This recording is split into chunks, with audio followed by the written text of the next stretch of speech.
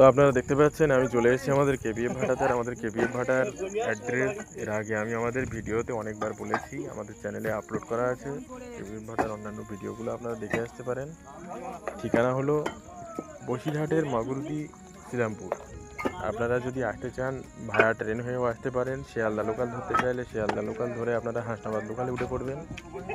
আর শিয়ালদা থেকে হাসনাবাদ লোকালে উঠে পড়ে আপনারা চাপাপুকুর স্টেশন বলে একটা স্টেশন আছে, সেই চাপাপুকুর স্টেশনে নামবেন এবং ওখান থেকে ডিরেক্ট অটো বা টোটো পেয়ে যাবেন আপনারা।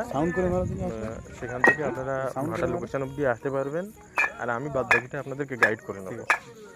আর ইটগুলো দেখতে পাচ্ছেন কোয়ালিটি কতটা ভালো কোয়ালিটি। এখানে বৃষ্টির জলে ভেজা সত্ত্বেও একটা টনটনে সাউন্ড পাওয়া যাচ্ছে।